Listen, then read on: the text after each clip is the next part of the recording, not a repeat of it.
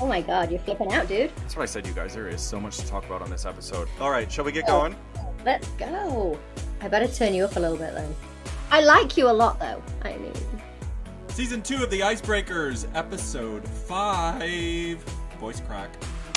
Cue music. Well, ladies and gentlemen, welcome to the Icebreakers podcast. My name is Matt Evers, and I am so delighted to share the screen with Cowboy Carter this week. Frankie Seaman, look at this hat. yeehaw! There was no theme this week on Dancing on Ice, which I was mighty disappointed about. Of course, the theme this week was all about the welcome to the skate off. Dun dun dun.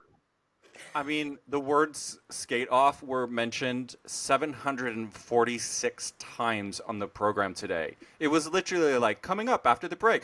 Don't forget, we got the skate off. Skating next. Oh, the skate off. Vanessa and Dan, the skate off. I mean, literally, it just was the entire show was about the skate off tonight. Poor celebrities weren't traumatized before tonight's show about the skate off. They certainly were now. They're all at home right now, sitting in their ice baths, just shaking, like, skate off. Scared the living bejesus out of all of them. But I have to say, tonight's show was, as we said last week, the show frustrated us because it was kind of all over the place, right? And I felt like the production value tonight was better. However, the show frustrated me again tonight. Our goal was to be the voice of the viewers because Frankie and I obviously are not in the show anymore, right? And we now watch the show at home like you guys do. And I Super just, fans. yeah, we're fans. And I feel like we're able to critique, criticize, do whatever, and obviously praise the show the way that the viewers would. And I don't know about you guys at home right now, but there was a lot of things that contradicted itself within the comments, just them banging on about the skate off. Like, we've lasted 16 series with skate offs. We know what to expect, right? So I don't know, Frankie, how did it make you feel?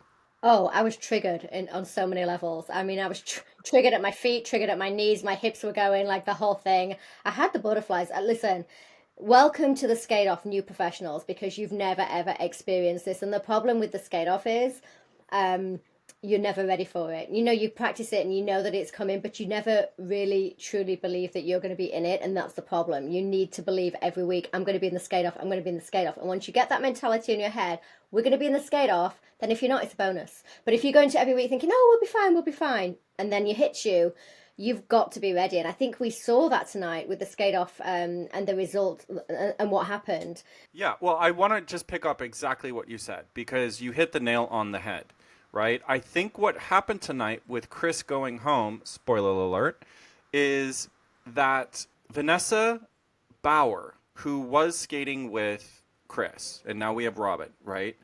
And we'll get into this once we get to Chris's routine. However, Vanessa's never been in a skate off. Never, right? She has always either left the show due to injury or the celebs being injured, or she's made it to the final, which is fantastic. But at the same token, you have to know how to choreograph for a skate off. And when you have a lyrical piece like Chris did, like you said, they weren't really prepared. You couldn't go up against choreography like Anton had when Yeah, both skate clean. Yeah, that leaves a big gap in your knowledge if you've never been in the skate off. That's a lot of shows to have never ever experienced that. And actually, it's not you that has to experience it. Look, for us, this is our job. Of course, you feel a little bit nervy. You're going into a skate off like, oh, what will happen? Because it's out of your hands at this point. You know, you can only do your best and hope that your celebrity partner does their best, hope that you've trained them through the week to do their best. But actually, you have to experience what it's like skating with a celebrity in a skate off because they can go to jelly. They can go weak at the knees, they can check out mentally. You never know. Some of them, and I think Anton was probably a prime case here, as he was the other person in the skate off. Some of them really knuckle down and just get laser like focus. But we'll get into that when we talk about the skate off, I think. Yeah, well, for sure. And first to skate was Anton and Antoinette. Annette.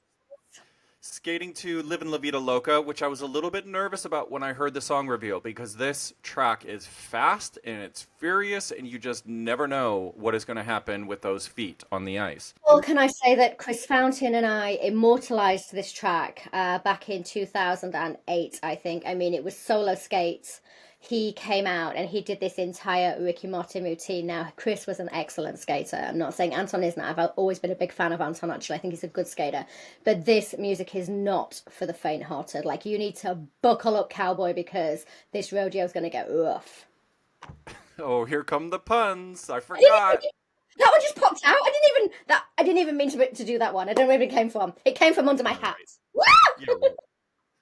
Yeah, right. Well, yes, he had the footwork, he had the partner work, he had the different handholds, they had an overhead lift, he did the airplane spin, which, Annette, we've seen this 3 times now. It was a crazy, manic, bonkers routine from start to finish. I felt like they were shot out of a cannon, and it was just da-dung, da-dung, da-dung, da-dung, da-dung. It was a non-stop, but it was too fast for him. This is not a kind routine for him. It's not Anton. He's a good skater, but you get music like this and you don't get the opportunity to skate because it's toe, toe, toe, trick, trick, toe, toe. It was non-stop. It actually made me a bit breathless. Well, it made me nervous because it just put me on the edge of my seat because we didn't get to see the quality of Anton's skating, and what we saw was just choreography, trick, handhold, spinning, spot. Do you know what I mean? And it came across as a little bit messy, and that is the problem sometimes with over choreographing a celebrity when they're not a professional dancer or a professional ice skater, that it just everything gets muddled and messy together. So the first thing I wrote was, because he did this little bit of solo shimmy, shimmy, shimmy at the top by himself. And the first thing I wrote was, get your legs underneath you, because he was standing like in this shape in an A-frame. And I was like, oh, put your legs underneath you. We need to see those legs underneath those hips if you're going to do any kind of shimmying. But the second thing I wrote was skate off. I actually literally wrote skate off. The minute he started skating, I was like, no. I know he can skate better than that. Can he dance better than that? Absolutely not. Let's not play to his weaknesses. Let's play to his strengths. And his strength is his skating and his lifts. And that music and all that choreography that kind of came after it, I just felt was like a big old giant mess. Well, the judges scored him quite well, 8.5s across the board, a total of 34. Odie did mention his posture and that he came across a little bit stiff. And Frankie, I think that goes along with what you were saying with the placement of his feet underneath his body. If they are in that A-frame, it makes your knees lock out, right? And it actually can make you more stiff make you look more stiff than you really are. Chris said there was loads and loads and loads of steps. However, pay attention to the detail. Ashley said, keep polishing. And what he means by that is a little bit of what we've said. Take some of the content out and make the rest of the content better. I found, just watching the performance and watching his face, he wasn't enjoying it. He was not comfortable with what he was doing. I could tell, and it was maximum effort for minimal results from my point of view. But this is a really interesting point about the skate off, because it wasn't his finest performance. And I know Antoinette, if they're listening, they won't disagree with me on that. It wasn't his finest performance. It wasn't comfortable. It was nervy. It was shaky. It was edgy. It was sketchy. But when he came to the skate off, my God, did that boy pull out his finger. Like, I saw that laser-like focus. He's an athlete. He knows how to compete under pressure. And he was like, you know what? I messed up the first time, second time. I'm going to nail it. Good, bad, or ugly. You go home, you stay. That's out of your hands. But he literally pulled it out. And that's what you get when an athlete goes into that skate off. You get to see what they're so good at. Take a bow, Antoinette, because that was pure competition. All right, well, moving on. Couple number 2 was Chris and Robin skating to Golden Hour. Now, this is the first full... Oh, yeah? I wrote Chris and Chooch. Sorry, it's Chris and Robin, of course it is. No nicknames, sorry. Yes, Robin's nickname is Chooch, only for her very close friends, as Frankie is. This was our first full week of rehearsals together and training together. It was really interesting to see the difference, because we spoke last week about if they were to ever do like a partner swap as a challenge, and you said you'd be terrified of it, and I said, well, actually, we could see something good come out of it, something great come out of it, right? Because we all speak English, but at the same token, too, we all speak a different language. And I kind of feel like some of the successful pros on Dancing on Ice You learn how to speak your partner's language as quick as possible. How do you say something and get into their brain as fast as possible so that they can get it into their body? And what I felt this week is that, and I think it was sort of quantified by the judge's comments, he became somebody else this week. His skating was different. He was stunning. I mean, that opening shot of them, I felt like they'd eaten glitter for breakfast, lunch, and dinner, and then just regurgitated it. It was like the sky at night. Just the opening aesthetic was so beautiful. I already thought, you know what? Nothing can go wrong here. And he already said in his VT that he uses humor as a coping mechanism. And I get that. Like, if you feel uncomfortable or you're not quite, sure of yourself, of course you're going to try and make a joke or have a little bit of banter.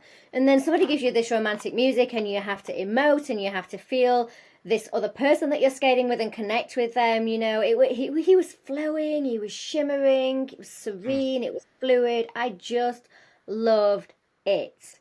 I wrote down wow in capitals because I like to shout at myself when I write. I wrote wow. He's improved so much. He was a new boy. We're gonna talk about. Well, I want to talk about this when we get to Charlie as well. But what we're seeing here is sometimes when you are given a challenge, and the challenge, well, they weren't given it. Well, he was given it, but it wasn't by choice. Having to skate with a new partner.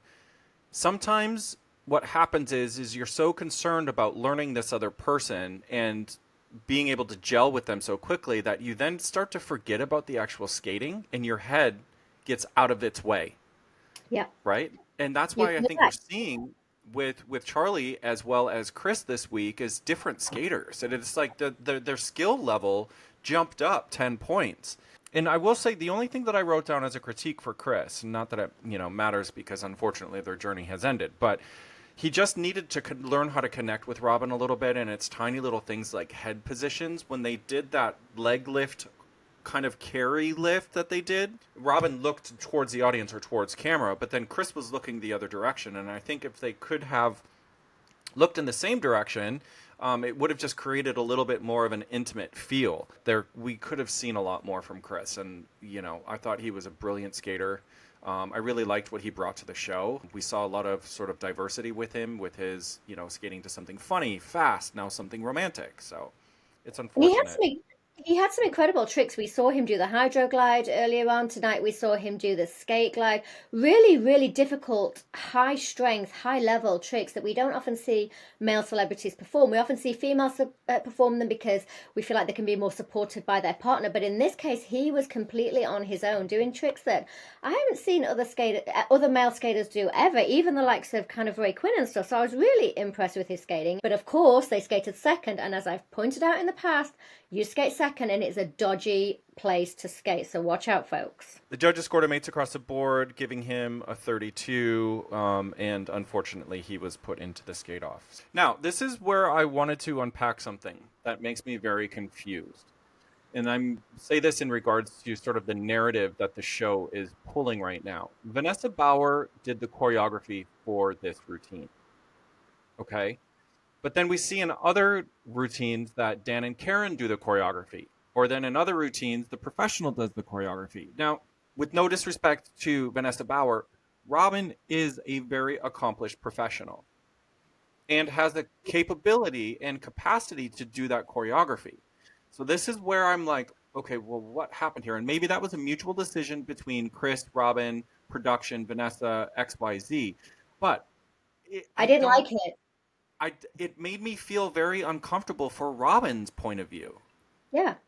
I wouldn't like that. I wouldn't like, well, not you, because obviously you were my skating partner, but I wouldn't like, for example, Alexandra Schauman coming to me and saying, hey, I'm going to choreograph your number this week, because she and I are completely different skaters. Love her to pieces. One of my besties on the ice. Great. But I don't want her choreographing for me, even though she's a fantastic choreographer, because we skate differently and she doesn't know how I skate and she doesn't know my partner. I mean, obviously Vanessa knows Chris, and perhaps he felt more comfortable having Vanessa around, or perhaps he wanted to make her feel included, but there she was hopping around on her boots, which isn't good for her anyway. And then, of course, then it makes Robin feel like, well, hey, why am I here? You know, it's very, it made me feel very uncomfortable. This partnership, you want more connection between you and your partner, then you got to connect. You got to put the work in. The two of you have got to be on the ice. You've got to be messing up. You've got to be laughing. You've got to be joking. You've got to be getting strict sometimes. Like that's how you build a connection and trust with your partner. And you've got the third person on the ice commentating, or you've got Dan and Chris on the Dan and Karen on the ice commentating, and sometimes that can be more of a hindrance in that personal relationship that you're trying to develop.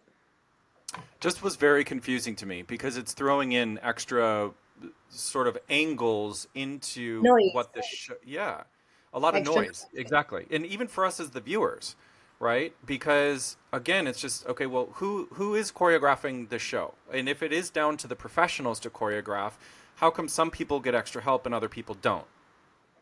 And then also, it makes me uncomfortable when the judges talk about the choreography. You know, if you want your professionals to choreograph, but then you're going to criticize the choreography, um, or you want Dan and Karen to choreograph, and then you criticize. I mean, the judges were criticizing the choreography all night tonight, and I was like, Yeah. I don't know how Dan and Karen feel about that, but all I was hearing all night was, well, the choreography wasn't best, or the choreography didn't fit you, or the choreography needs to be better. And I was like, okay, but you're not now talking about the celebrity getting better. You're talking about the choreographers getting better, and that's a different show. I think. I Completely. don't know. What do you think? No, and I have said this from the reboot, which was series 10, so 7 series ago, when it was then put into our contracts that we then had to do choreography. And it was a really big talking point within production and all of the professionals because we had said, okay, that's fine. We're more than capable of choreographing these numbers, but me as a choreographer, not that I am, but me as a choreographer, if you critique the choreography from the professional, that makes the pro look bad. And Yeah. there's a fine line to that, right? Because you should be able to critique the choreography without defamation. And I think that's what we've seen over the course, but then it's like, well, some pros aren't very good at choreographing, so then Dan and Karen have to step in more. And I will be the first to admit there were a lot of times that I was given a piece of music and you've got literally 2 hours to choreograph it and I needed help. Do you know Yeah. what I mean? And Yeah, I was no, I okay hear with you. that. Definitely, I hear you. And I think especially from a male professional point of view, in a male-female professional partnership, like when you and I skated together, I probably would have the more creative input because it's just the way it works. You have the more technical input, I have the more creative input. That's just how, it's the strength of a man versus the grace of a woman. That is what the epitome of pair skating is. Strength for a man, grace for a woman.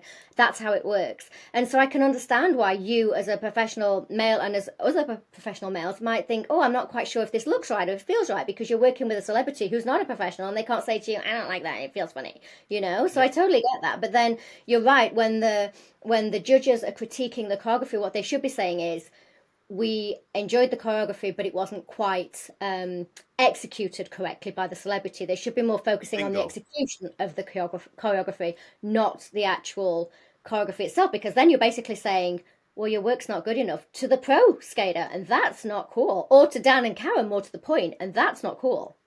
Yes, you're absolutely right.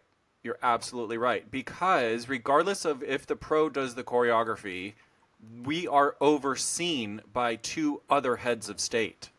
Well, actually, three other heads of state, because then you've got a producer as well, right? And then the camera director. But Yeah. regardless, I think that it gets to be a really gray area when they start critiquing choreography. And I think what you said is they should be critiquing the execution of the choreography. Yeah, that's Because what I said. I mean, it's so. I think there must be probably fireworks backstage, and I would like to be a fly on the wall when that happens.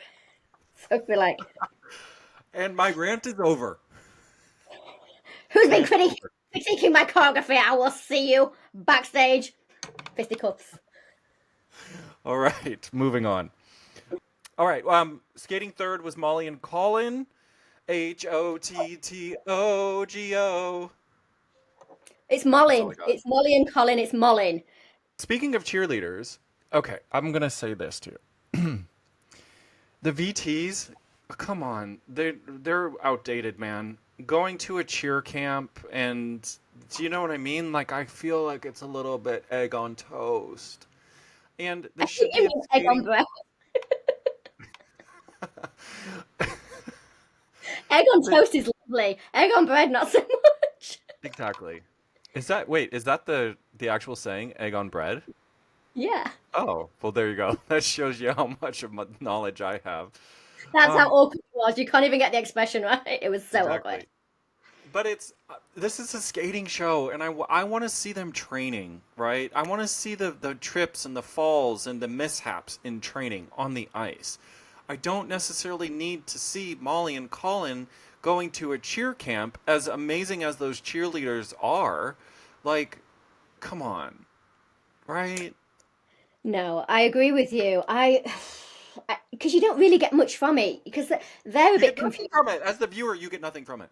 Right, so they're a bit confused as to why we're at a cheerleading camp. And actually, I thought they missed a prime opportunity today because it's the Super Bowl. I mean, I'm dressed like Cowboy Carter in a bit of a nod to Beyonce, the Queen, who has done 2 half times. Like, obviously, he had the American football outfit on. I feel like you guys missed a bit of a theming here, even though we don't have a theme this week, so we've had to kind of make it up as we go along. But yeah, they went to this cheerleading camp, and yeah, that's cool that we got to see a bunch of cheerleaders who we'll never ever see again, who have no idea who they are. We're not invested in them. It was kind of like fluff and background. And like you're right, yeah, I want to see the training process. Like bring the cheerleaders to the ice rink maybe and have them on the side.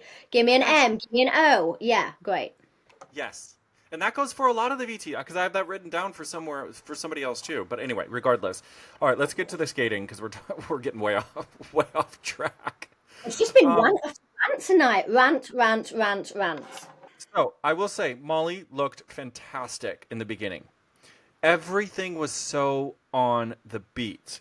But then there was a little bit of a slip on that little cartwheel, or not cartwheel, on that little sort of like box jump toss thingy that Colin did. That he hit his heels, unfortunately, and they almost stacked it. Well, I was going to say, I think that was more that Colin kind of lost his balance, and I felt like he popped that lift, and I'm not sure. Yeah, you're right. He did go back on his heels, but was that because he popped it because he wasn't fully balanced? And I wondered if he'd hurt himself. Did his? He felt like he lost his strength, and he's a strong guy, so I'm not It sure. either shook him to his core, the fact that they tripped on, or they didn't really trip on that, but they had a wobble on that, or it was the fact that he hurt himself because he completely disconnected from the routine after that. Yeah, it made me a bit sad actually because we've never seen that from Colin, and I was really concerned about him. I hope he's okay. Yeah. I'm sure he is. He's a true professional. He's a trooper. But I was a little bit, the critiques were really harsh as well from the judges. I Well, thought for this. that's what I was just gonna say, and this is. But if we go to the scores first, they scored a 29.5, which put them at the bottom of the leaderboard. Pretty consistent 7.5s. Odie did give them a 7. Now, this is the critiques, right? This is what we were talking about when it comes into the choreography standpoint too. Chris wants more originality, and he didn't like the choreography. Well, we know But in the Dino loves VT, he loves to talk about originality, doesn't he? I mean, he always wants more. He's the origin of originality. He just loves originality. So the again, this goes to so he was criticizing the choreography, but who did the choreography? In the VT, it looked like Dan and Karen did the choreography. I well, don't want to touch that.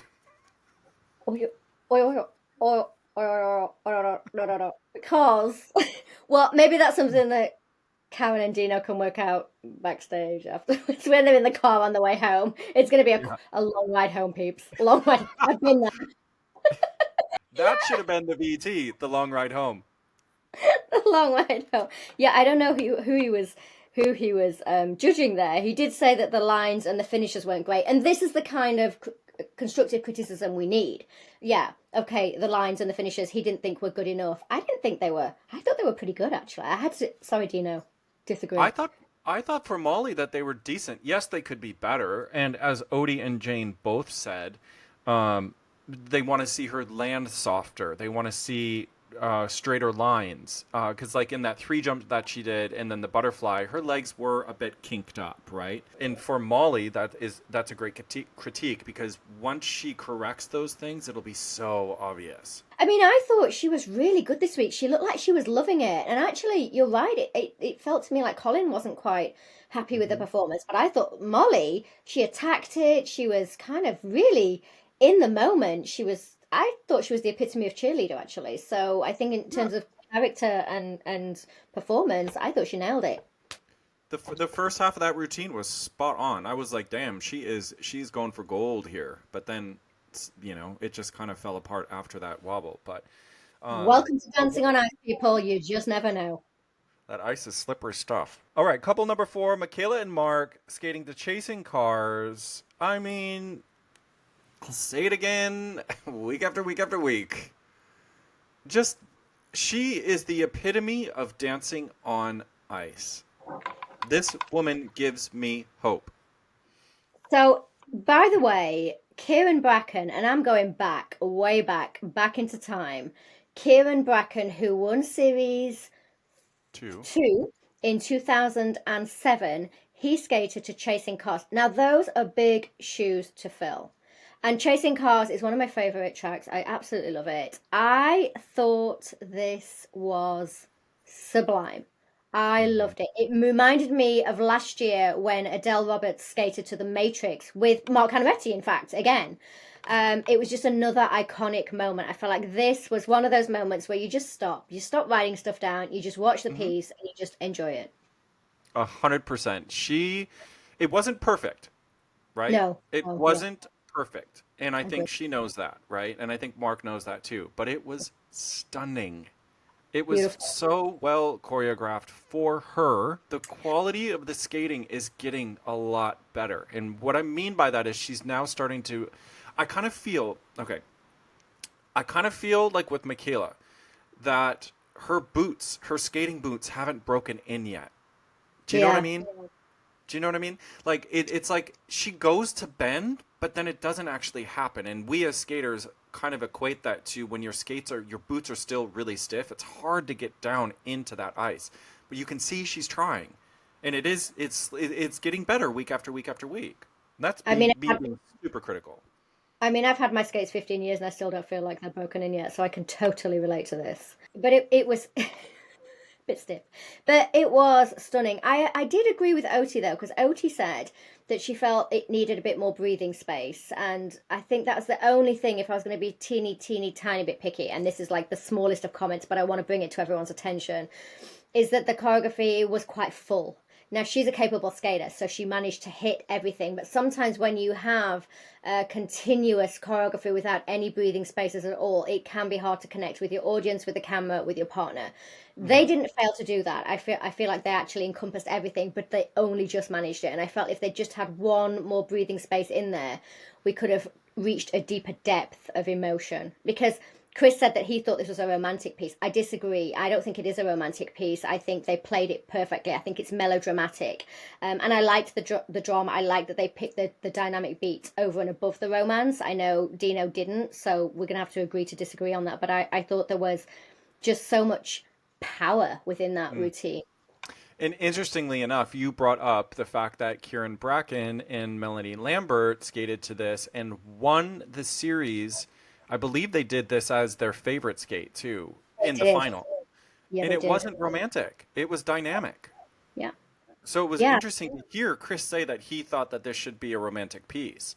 But I However, think Chris leans more into romance anyway. When he skates with Jane, they're known for that. So I think he leans more into that. And I think it was quite a shock to him that other people don't, that other people can true. find relationship outside of romance. It doesn't have to, because they're not romantically inclined or involved anyway. And not that Jane and Chris were either, but, Jane and Chris had years to practice that and work on it. Right? And that sometimes if you're trying to fake romance with someone, it can feel very contrived to the audience at home. So I think if you can't do that, like then just go for for dynamics. And I've had that before as well. I just felt like it doesn't feel right to play romance when we're not romantically involved. If I'm going to fight for Mark's corner as well, you put a breathing space in here and then, and then the judges go, oh, we could have done with it being a bit fuller, or the choreography being a bit fuller. And Mark stood there and he took that and he went, well, this critique is for me. It has nothing to do with Michaela. This one is on me. And I'm glad that he pointed that out to the audience at home, because it would have been easy to listen to Otis' comment and think, if you're not a skater and if you haven't got a trained eye, you might think, oh, she didn't do the choreography very well because, she didn't have any breathing spaces, or there wasn't any connection, or it wasn't romantic. And actually,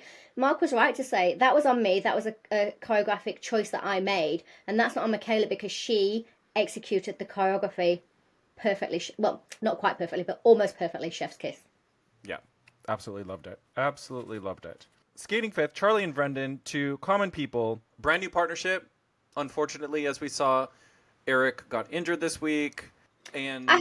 I'm going to have a rant. You've had enough rants tonight. Now we've done it, but I'm going to have a little rant. Come back, come back. You've gone too far away. I can't see you. You've gone out of focus.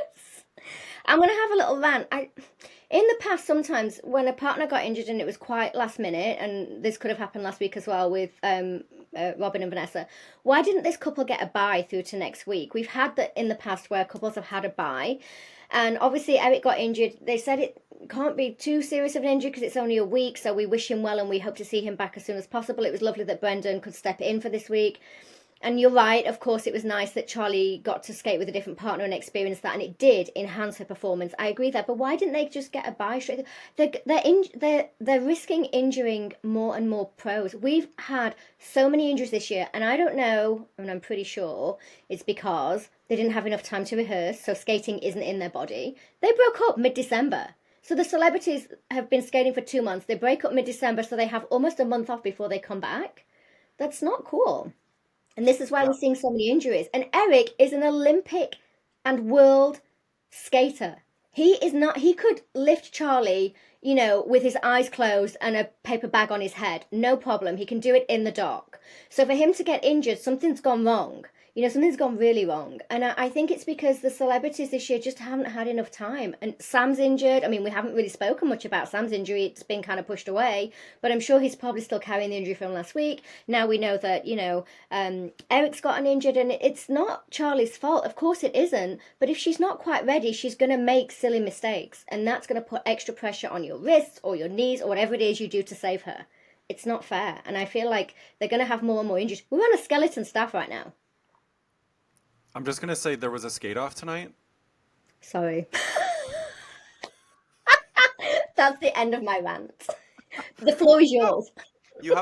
you make a very, very, very good point. Multiple points actually, because yes, the time frame of training has been scaled back. Um, does that lead to more injuries? I don't know. That would be a question for Sharon, the physio. However, Well, it um, appears that way because they're dropping like flies. yeah. However, I do know the reason, at least 2 seasons ago, when I skated with Patsy. I'm looking at your cowboy hat and it's making me speak Southern. Um, Yeah. when I skated with Patsy, now if a celebrity gets injured and they're going to miss a week or maybe 2 weeks, the celebrity gets the bye. If a professional gets injured, the couple does not get a bye through because if there are reserves, which because we're now 5 weeks into the series, there are extra pros around. Well, So, my husband got a bye when Pam got injured. well, that was series one, though, wasn't it? Well, but still, I mean, it's happened before I that mean, the celebs, I was they've 28 had a years old. bye. I'm now 40 something. But you don't look a day over 42. Thank you, darling. But no, yeah. Do I agree with it? No, not necessarily. And I think it should be a case by case situation. And depending upon what day Eric got hurt, because we saw him in the VT on choreography day, so he was there on Monday or Tuesday, and so that means Charlie and Brendan only had a couple of hours together. Which, Yeah. to be fair, what they accomplished in a couple of hours is pretty amazing. She was so confident this week. She has found her feet. She has found her groove. The 90s suits. Hello, the 90s called They Love Charlie. Literally. This was her moment of greatness. I mean, I hope she hasn't peaked because I have never seen a turnaround from last week to this week like the likes of Charlie pulled out. It was Right. incredible. This again goes back to what we saw with Chris Taylor and Robin. When something dramatic happens within your partnership or your time, your journey on Dancing on Ice, sometimes the change in partner or the change in environment makes the skating better. And not that she worked any harder. I mean, I'm sure she worked hard, but it's not like she put in extra hours, right? They would have been putting in extra hours just to learn each other's names. And hey, do you stand on the left or do you stand on the right? But at the same token, it was really amazing to see the change from last week to this week. Like you said, I don't think I've ever seen improvement like that ever in 17 series in the course of 5 days. She hit disco dancing diva mode at some point. I don't know, she was beaming. Her whole face was lit up from start to finish. I felt like I enjoyed it just because she was enjoying it so much. And also the quality of her skating, like you said, had improved. It was just such a turnaround. I'm still actually a little bit shocked by it. I don't know how Yeah. she did it. It was amazing. I mean, it just goes to show that she's a professional through and through. The judges were unanimous across the board, eights, total of 32. Chris did say that this was her best skate so far, and as we all agree, that she found her feet. Odie found your feet. Jane, Jane's comment, the inside three really got me excited. That made me howl. I I love never Jane. knew I never knew Mrs. T that an inside three turn would get you going, but now I do. We love it, Jane. We love it.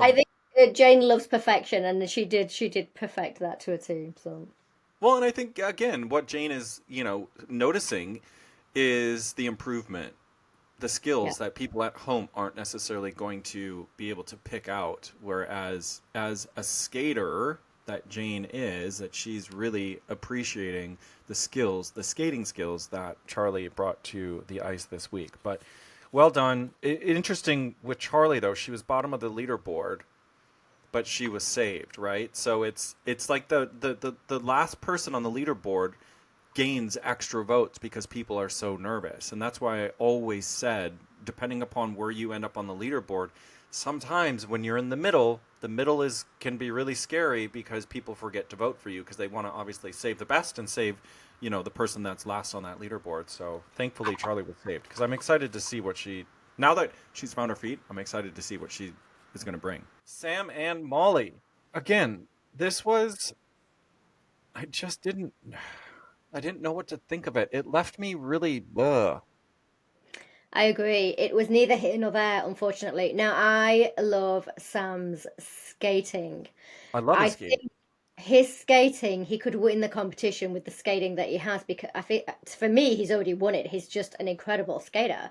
He has it in his body. We talk about this every week, how centered he is, how great his skills are. KT Stainsby was his coach originally for his 30 hours before he met Molly, and you can really see how she has instilled skating into him. His skating skills are second. Nobody on the ice at the moment can touch his skating skills. No, so grounded. However, this creative for me, it was a bit flat. It didn't really have much of a story. First of all, did they start off by spooning on the ice? I've never seen that before. I didn't like it. I don't. It has been done before. I think Suzanne and I did it, but I feel yeah, it was kind of confusing to watch, and I think the title of this podcast should be "I'm Confused," because he was so gentle with Molly tonight. I really felt like he understood the assignment of partnering and showcasing the female of the couple, right?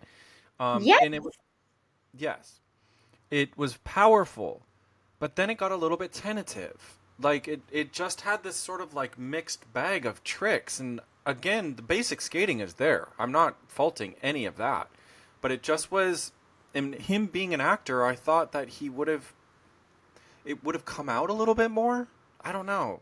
it was a weak storyline, I think. I don't think there was much that he could have come out with. You had this kind of like wicked set in the background, the tulips from the Wizard of Oz type set. Then you had them on the floor, kind of side spooning. It was meant to be romantic, but to me, they're more like siblings.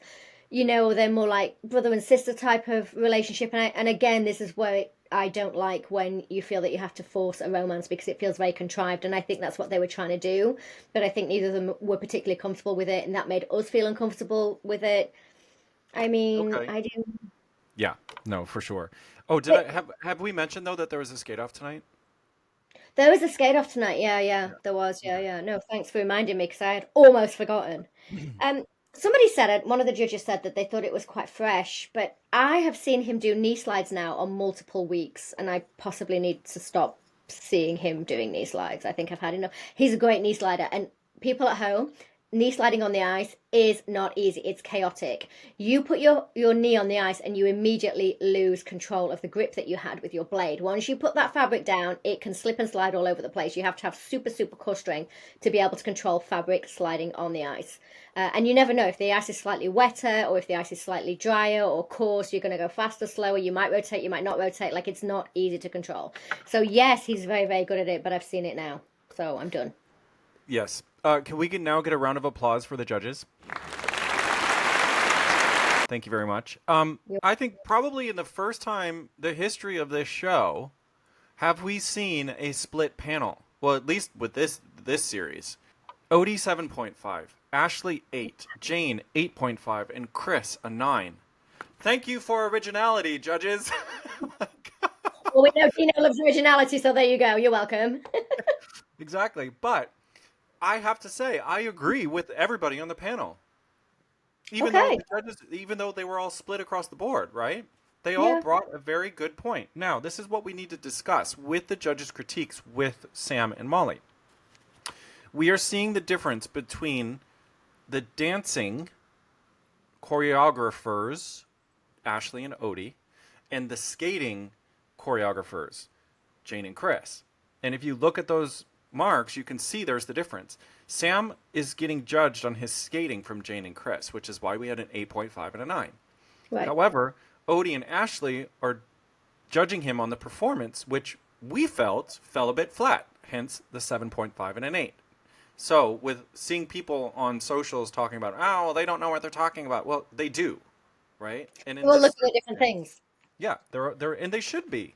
They should be looking at different things. He got a great score. I only worry because I think we saw it last year with Eddie the Eagle, where he was such a phenomenal skater from day one. And we saw that huge progression and then all of a sudden plateau.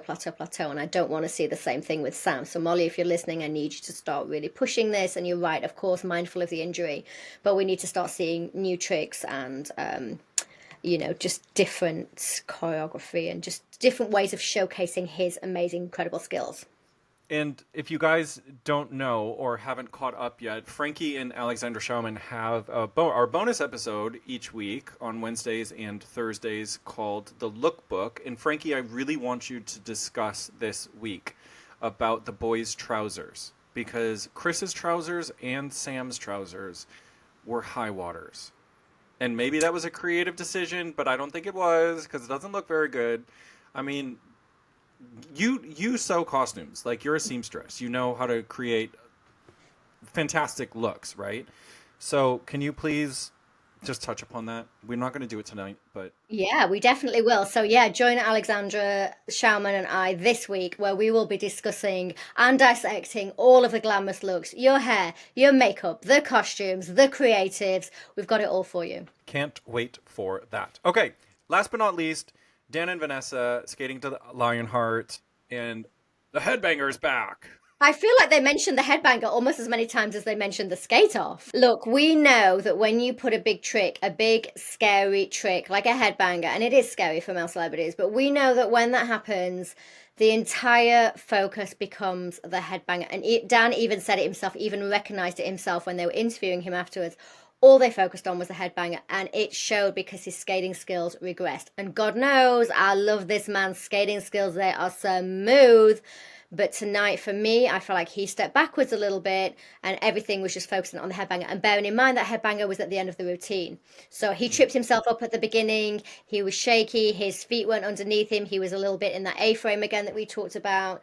There were multiple times where he wasn't quite on the right part of his blade, and I felt like that could have been a problem because, of course, all he's thinking about in his head is headbanger, headbanger, headbanger, headbanger. Completely. And this is another situation to where the VT, they went to a drama class, which, was funny, the little montage that they did. But at the same token, I feel like the drama teacher should have come to the ice to work with them, not on how do I be a lion, right? Like, that's what he was teaching them. It was completely irrelevant. I didn't get it. Bring the acting coach to the ice, have a look at the choreography, have a look at the personalization that they're doing and the characterization that they're doing, and then give him tips on that. Because it's like you spent time away from training and you spent money on going to this, acting Studio. studio, which was completely irrelevant to the performance, right? And when they Yeah. cut to the opening shot of him stood there, and that look in his face, I was like, "Oh, he's come to play." But then you're right. The second he took that first step, he regressed and he went back into his head. And you could tell he was thinking about the headbanger the whole time, which then makes us, as the audience, think about when's the headbanger? When's the headbanger? When's the headbanger? Right? It was nervy. It was the whole thing was nervy. Confidence tripped him up. He came out because he was thinking about the headbanger. I've got to get for this. I've got to attack it. I've got to go for it. He came out with all this confidence of thinking, if I just believe, I can achieve. And what did he do? He tripped himself up because he got so far ahead of himself, just trying to push forwards. His skating skills have definitely regressed, but that's what I'm talking about, this focus, this headbanger focus. And I think we've seen this before. You have to really take a step back, because each individual trick that you do, be it a headbanger, be it a jump, be it a spin, whatever it is, they are seconds out of the routine. Even a headbanger, it's quite a long trick, but it's seconds out of your routine. But your entire routine is a minute and a half. So let's focus on the big picture, because if you miss the headbanger, it's not the end of the world. But if you miss the rest of the routine because you're so focused on the headbanger and you nail the headbanger, which they didn't, but let's say you did, then it doesn't really count for anything except one trick. Snaps to you, girlfriend. That was right. And I have to say, Vanessa James is a force to reckon with. I feel what she has done with Dan is amazing. I don't personally feel the headbanger should have been done this week because it Wasn't ready. He wasn't ready for it. It wasn't And ready. yes, the judges scored him 9.5s across the board, which I feel is a bit overmarked, but you know, it's a television show, it's an entertainment production, and oh, he did the first headbanger, let's score him the highest. But what we could see is Vanessa skating to the level of what that routine should have been. But then we Yeah. saw Dan skate to a level he could have skated if he didn't have all this pressure on that headbanger at the Yeah. end. And he like skated 4 steps underneath Vanessa. Where last week they skated beautifully on the same level.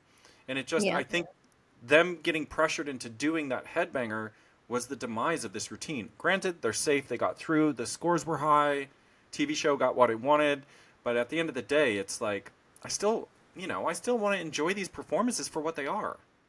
So I am Vanessa James Amoroso's biggest fan. I mean, obviously she's got incredible credentials, you know, Worlds, Olympics, European, everything. She's incredible. So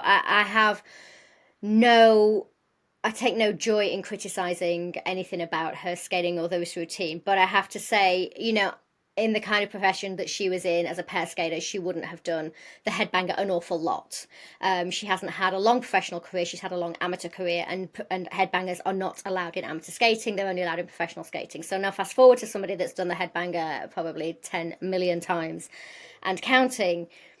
It's a hard trick to teach, and the technique wasn't quite right. So I don't know if you guys are listening, but I want to help you here. I'm not being critical, but I want to help you. Vanessa knew that wasn't right. Something inside her knew that it wasn't quite ready, because as Dan was winding up and she was gripping with her toe because she didn't feel secure enough, and she felt like if she'd have taken off at any point, she would have pulled him forwards onto her, and that would have been a situation that we saw my husband have with David Seaman had with Pam O'Connor in the first series, because again, Pam wasn't quite ready to do the headbanger and she didn't know how to break it down. So in order to get that headbanger correct, and I hope they do it again and I hope they do it better, but Dan has to take all of that weight back onto himself in order to get Vanessa off the ice. It's an easy fix to make, but if you don't have anybody in that studio that knows how to teach a headbanger, then it's not going to get fixed. So what I'm saying, guys, is I'm not being critical. I really want to help you with this. I want to help you with the technique because I don't like to see it. I want to see everybody to be safe, and I want you to feel secure the next time that you do it. Well, and you've got Andy Buchanan backstage, you've got Brendan Hatfield backstage, you've got Sylvan backstage, who have all executed headbangers professionally for years and years and years. So please pull one of them in to help you out if you need help. But well done, Dan and Vanessa. Again, I think moving forward, as Frankie said, just keep focused on the trick at hand at that time in the routine. Yeah. Don't let those nerves get away from you or from the start. Well, congratulations on first place. We love you. Yes. All right. Well, let's take a look at that leaderboard. Dan and Vanessa there at the top with 38. Michaela and Mark second place, 35.5. Anton and Annette third with 34. Sam and Molly were fourth with 32. Then we had joint fifth for Charlie and Brendan, Chris and Robin at 32. And then bottom of that leaderboard was Molly and Colin at 29.5. Now, we have to talk about Lila and Lewis. Oh my good. These guys just been competing at the European Championships where they came third, and they are our current British UK champions in ice dance. I was so happy to hear they were going to be on the show this week. And we have a big announcement, don't we, Matt? They are going to be on the Icebreakers podcast this week as well. We're going to be doing a bonus episode with Lila and Lewis. Very excited. They did Dancing on Ice my last year with Patsy, and I got to see them perform live, and they're just phenomenal. And obviously, me being still a fan of competitive skating, I'm really, really excited to get to interview them this week with you. I mean, it's going to be they are absolute stunners, and they have all the hopes of our nation resting on them, because the European competition next year is in my hometown, Sheffield, at my home rink in Sheffield. So 2026, we've got Europeans coming to Sheffield, and of course, we've got Lila and Lewis, who are currently sitting third in the European Championships. And so we know that their journey, like moving up to Sheffield next year, that trajectory is we want them to win gold. I mean, what an incredible achievement that would be for skating, for the nation. I think, we're looking at like another Jane and Chris kind of journey almost. And so there's a lot of pressure on their shoulders. But while we're talking about the Europeans in Sheffield next year, if you guys have never seen amateur skating, or if you're big fans of amateur skating, head over to the British skating website where you can buy tickets. You can get ringside tickets now. I think they're only on sale until March, and they're selling fast. So you need to get over there, head over to the website. We'll link it for you on our podcast when we put it up, and then you can get your ringside tickets, because Mark Henretti is actually an ambassador. Yeah, and I think if you've never seen competitive ice skating in person, it will literally blow your socks off. So if you can get yourself to Sheffield for the Europeans next year, by all means, the tickets are on sale. They are reasonably priced. Go do it, because it will be something you'll never forget. But yes, so join us this week on the bonus episode. Very excited to have Lila and Lewis on the podcast with us. All right, the skate off. Oh, well, there's a skate off this week? I think there was. I must have missed it. I have to say, seeing them skate out of the tunnel, knowing that there was going to be a skate off, and hearing that what we call in TV, the music that you hear underneath is called the tension bed. And it is there to create tension for us at home. I actually felt nervous and a little bit sick to my stomach. Hated it. You know what? I've spent the last 3 or 4 weeks banging on about how I was so mad that there was no skate off. And then when it came back tonight, I was like, ooh, I hate it. Because we have like a visceral reaction to it, because you and I have been in so many skate offs, or been in that lineup so many times when we could potentially be in so many skate offs. And it's not a nice feeling. You're skating for your life. You're skating for survival. Absolutely. Anton and Annette against Chris and Robin. Anton skated first. I mean, he nailed it. Absolutely. It was better than the first time.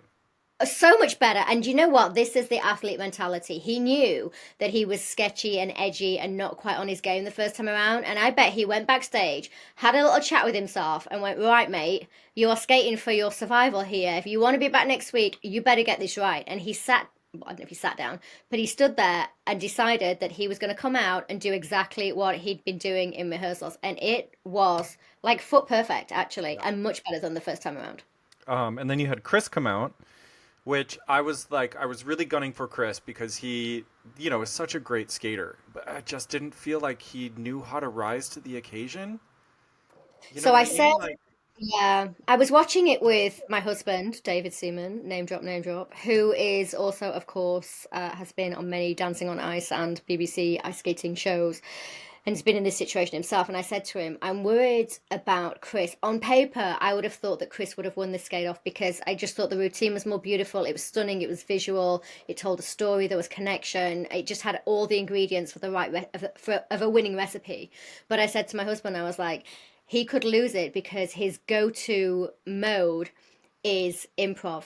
And if he tries to improv and tries to do a little bit more, or tries to do a little bit better, he could trip himself up. And lo and behold, I think he had two little stumbles, didn't he? He wasn't Yeah, clean. he had two little stumbles. Well, first off, when you have a fast piece against a slow piece, it's difficult to judge the two, right? So then you have to go into what we're seeing as far as the skating skills and the choreography. And I sort of feel possibly with Vanessa never have doing a skate off before, the choreography let him down. If, let's say, if she was the main choreographer on this routine, we don't know. That's what was presented to us, right? Yeah. So I felt that the choreography of that slower piece of music couldn't go up against a routine like Anton's, especially with how well Anton executed his choreography. Well, I mean, the way that Anton executed the choreography the first time around, it was messy, and we didn't actually get to see all of it properly because it was kind of stumbly. But we knew that it was a full program, and we knew that it wouldn't be a full program if he couldn't do it. So we knew that if he did come out and nail it, which he did, it was going to be hard to beat that. I mean, he's a good skater first and foremost, although so is Chris. But then he's got all the tricks. So Chris and Robin aren't quite there yet with the tricks because they haven't had long enough to work on those. And then, of course, it had flavor. Like, he was spicy in that. The second time he came out, he was smiling. He knew that it could potentially be the last skate, for him. And so he just enjoyed it. And so we enjoyed it. Whereas with Chris, I think it was a bit of a shock to his system that he was in the skate off. And it was a shock to me that he was in the skate off. I didn't think that Chris would have ever been in the skate off. I thought the kid was going to get to the final just on his public vote and his rising skating skills. But this just goes to show as well that leaderboard, when they put that up and they open those voting lines, you do have to vote for your favorites, because what we're seeing now is we're losing good skaters. And it's a small window as well. I mean, it's not like in the past when we used to be able to vote for, I think it was like half an hour that they had a different program on in between the main skate and the skate off. And you had time to really sit and think about it and keep voting and voting and voting. And now we don't have that anymore. It's like, get your 5 votes in as quick as you can and make sure that you vote for the right people. Because if you vote, 1 vote per person, then you haven't voted at all, because they each cancel them out, right? Good point. I actually never thought of that. If you put 1 vote per your 5 favorites, they cancel themselves out. Oh my God, Frankie. Learn something new every day.